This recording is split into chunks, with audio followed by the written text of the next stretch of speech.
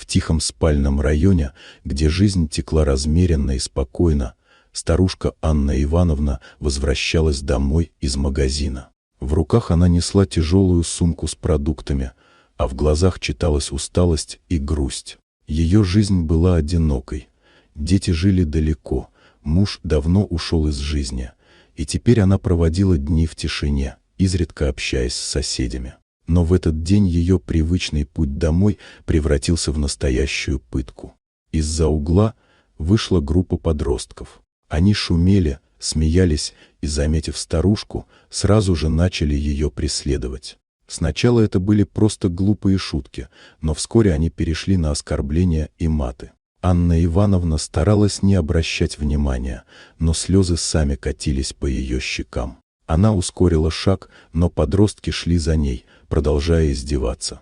Их голоса звучали все громче, а слова становились все грубее. Старушка чувствовала себя беспомощной. Она оглядывалась по сторонам, но вокруг никого не было. Ей хотелось кричать, звать на помощь, но голос будто застрял в горле. Она только шла, сжимая сумку, и плакала. Вдруг из подъезда вышел мужчина. Это был Игорь, местный автомеханик, высокий, крепкий, с решительным взглядом. Он сразу понял, что происходит. Не раздумывая, он направился к подросткам. Его шаги были уверенными, а лицо выражало гнев. Подростки обернулись, но не сразу испугались. Один из них, самый наглый, попытался огрызнуться, но Игорь, не говоря ни слова, схватил его за ухо. Парень закричал от боли и сразу же начал извиняться, обещая, что больше так не будет. Остальные подростки, увидев это, бросились в рассыпную, даже не попытавшись заступиться за своего товарища. Игорь отпустил парня, но строго предупредил его, чтобы больше такого не повторялось. Затем он подошел к Анне Ивановне, которая все еще стояла, дрожа от пережитого. Мужчина мягко предложил помочь донести сумку до дома. Старушка кивнула, и они пошли вместе. Игорь ненадолго зашел к ней домой, чтобы убедиться, что с ней все в порядке.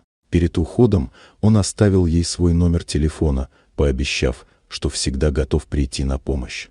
С тех пор подростки больше не трогали Анну Ивановну, а Игорь стал для нее не просто соседом, а настоящим другом. Иногда он заходил к ней, помогал по хозяйству, и они пили чай, разговаривая о жизни. Анна Ивановна чувствовала, что в ее жизни снова появился луч света, а Игорь понимал, что даже маленький поступок может изменить чью-то жизнь к лучшему. Вот такая удивительная история. Дорогие друзья, если вам понравилось видео, то не забудьте поставить лайк и подписаться на канал, где вас ждет еще много интересного.